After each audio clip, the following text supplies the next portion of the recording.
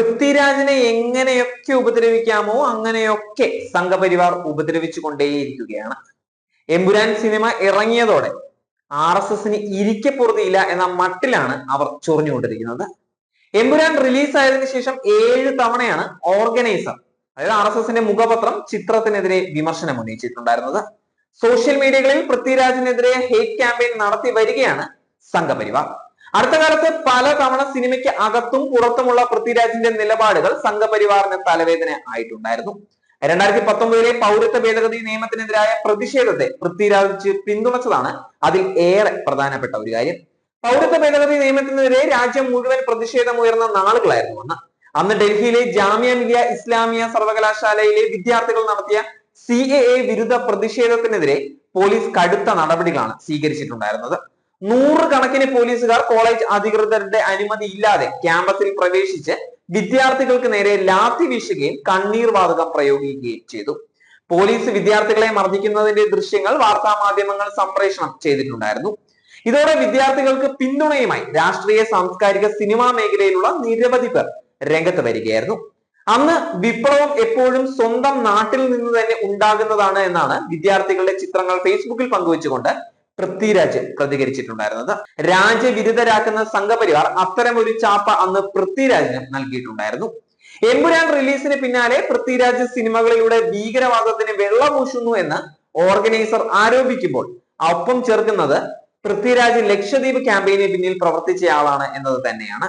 തങ്ങളുടെ ജീവിതം ഞെരുങ്ങിപ്പോയ അവസ്ഥയിൽ ലക്ഷദ്വീപിലെ ജനങ്ങൾ മുഴുവൻ അണിനിരന്ന് ഒരു പ്രതിഷേധത്തിന് പിന്തുണ അറിയിച്ചതിന്റെ പേരിലാണ് പൃഥ്വിരാജിനെതിരെ RSS ഈ ആരോപണങ്ങൾ ഉന്നയിച്ചുകൊണ്ടിരിക്കുന്നത്. സേവ് ലക്ഷദ്വീപ് എന്ന പേരിൽ ക്യാമ്പയിൻ ഉണ്ടായി.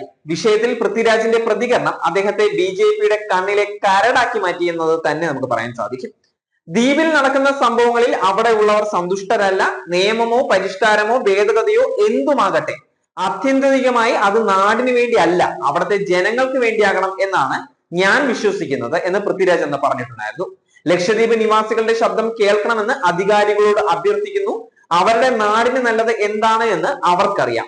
അവരെ വിശ്വസിക്കൂ എന്നാണ് പൃഥ്വിരാജ് അന്ന് പറഞ്ഞിട്ടുണ്ടായിരുന്നത്.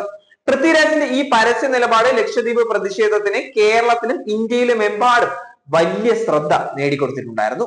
അതേ വർഷം തന്നെയാണ് മലബാർ സമരത്തിലെ പ്രധാന നേതാവായ വാര്യംകുന്നത്ത് കുഞ്ഞമുഹമ്മദ് ഹാജി എന്നുള്ള പൃഥ്വിരാജ് എത്തുന്ന സിനിമയുടെ അനൗൺസ്മെന്റ് നടന്നിട്ടുണ്ടായിരുന്നത്. എമ്പുരാന് മുൻപ് പൃഥ്വിരാജിനെതിരെ ഏറ്റവും ശക്തമായ സംഘപരിവാർ സൈബർ അറ്റാക്ക് നടന്നത് ഈ ഘട്ടത്തിൽ തന്നെയാണ്. വിവിധ സംഘപരിവാർ സംഘടനകൾ പ്രതിഷേധവുമായി എത്തിയിട്ടുണ്ടായിരുന്നു. പിന്നീട് നിർമ്മാണവുമായി ബന്ധപ്പെട്ട ചില അഭിപ്രായ വ്യത്യാസങ്ങൾ മൂലം സിനിമ ഉപേക്ഷിക്കപ്പെട്ടിട്ടുണ്ടായിരുന്നെങ്കിലും വാര്യംകുന്നിനെയോ ആ സിനിമയോ പൃഥ്വിരാജ് ഒരിടത്തും തള്ളി പറഞ്ഞിട്ടുണ്ടായിരുന്നില്ല. വാര്യംകുന്നൻ എന്ന പ്രോജക്റ്റ് ഉപേക്ഷിച്ചത് തന്റെ തീരുമാനമല്ലായിരുന്നുവെന്നും സിനിമ പ്രഖ്യാപിച്ചപ്പോൾ നടന്ന സൈബർ അറ്റാക്കിനൊന്നും ശ്രദ്ധ കൊടുക്കാറില്ല എന്നും അദ്ദേഹം പറഞ്ഞിട്ടുണ്ടായിരുന്നു. 2022 പുറത്തിറങ്ങിയ ഡിജോ ജോസ് ആന്റണി പൃഥ്വിരാജ് ചിത്രം ജനഗണമനയിലും ഹിന്ദുത്വ കേന്ദ്രങ്ങളെ ബുദ്ധിമുട്ടിലാക്കിയിട്ടുണ്ടായിരുന്നു. അതിന്റെ പ്രധാന കാരണം ചിത്രത്തിൽ കേന്ദ്ര കഥാപാത്രത്തെ അവതരിപ്പിച്ച പൃഥ്വിരാജിന്റെ ഡയലോഗുകൾ തന്നെയാണ്. ഗാന്ധിയെ കൊന്നതിന് 2 പക്ഷമുള്ള നാടാ സാറേ ഇത് എന്ന മാസ് ഡയലോഗിലെത്തിയ ചിത്രം ജനാധിപത്യ വിരുദ്ധയ്ക്കും ഫാസിസത്തിനുമെതിരെ ശക്തമായ നിലപാട് തന്നെയാണ് സ്വീകരിച്ചിട്ടുണ്ടായിരുന്നത്. ഇവിടെ നോട്ടും നിരോധിക്കും, വേണ്ടി വന്നാൽ വോട്ടും നിരോധിക്കും. ഇന്ത്യ ആരുടെയും തന്തയുടെ വകയില്ല. ഒരു പട്ടിയെ കൊന്നാൽ മനുഷ്യൻ ചോദിക്കാൻ എത്തുന്ന നാട്ടിൽ മനുഷ്യനെ കൊന്നാൽ ചോദിക്കാൻ ഒരു പട്ടി പോലും വരില്ല എന്ന വിശ്വാസമാണ് നമ്മുടെ നാട്ടിലെ രാഷ്ട്രീയ അവബോധം. കാരണം ഇവിടെ ചോദ്യം ചോദിക്കുന്നവരെ നിശബ്ദരാക്കുകയാണ് തുടങ്ങിയ ഒരുപാട് ഡയലോഗുകൾ പറഞ്ഞത് പൃഥ്വിരാജ് തന്നെയാണ്. 2014 BJP കേന്ദ്രത്തിൽ അധികാരത്തിൽ എത്തിയ ശേഷം ഇന്ത്യയിൽ ഉണ്ടായ വിവിധ സംഭവങ്ങളും അതിൽ കേന്ദ്ര സർക്കാരിനും പാർട്ടിക്കുമെതിരെ ഉയർന്ന വിമർശനങ്ങളുമായിരുന്നു ഈ ഡയലോഗുകൾ വ്യക്തമാക്കുന്നത്.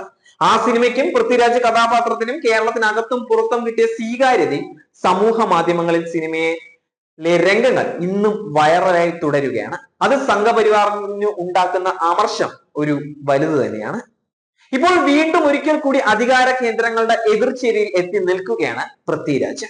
2002 ഗുജറാത്തിൽ നടന്ന വംശഹത്യയും അതിലെ പ്രധാന സംഭവങ്ങളും മറന്നുകൊണ്ടിരിക്കുന്ന ജനതയെ ഓർമ്മിപ്പിക്കുകയാണ് എമ്പുരാനിലൂടെ പൃഥ്വിരാജ്.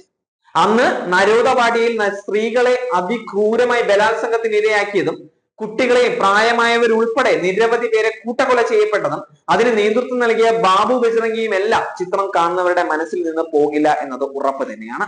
അന്ന് കലാപം നടത്തിയവരാണ് രാജ്യം ഭരിക്കുന്നത് എന്നും അവർ വിവിധ അന്വേഷണ ഏജൻസികളിലൂടെ എതിർ ശബ്ദങ്ങളെ നിശബ്ദമാക്കുകയാണ് എന്നും കൂടി എമ്പുരാൻ പറഞ്ഞു വെക്കുകയാണ്. അതുകൂടിയാണ് സംഘപരിവാർ അനുകൂലികളെ പ്രകോപിപ്പിക്കുന്നത്. മോഹൻലാലിന്റെ ഖേദപ്രകടനം ഷെയർ ചെയ്താലും സിനിമ റീ എഡിറ്റ് ചെയ്ത് പുറത്തിറക്കിയാലും ഒരു പക്ക കൊമേഴ്ഷ്യൽ സിനിമയിൽ ഗുജറാത്ത് കലാപം ഉൾപ്പെടുത്തിയ പൃഥ്വിരാജിന്റെ രാഷ്ട്രീയവും നിലപാടുകളും മാഞ്ഞു പോകില്ല എന്നത് വ്യക്തമാണ്.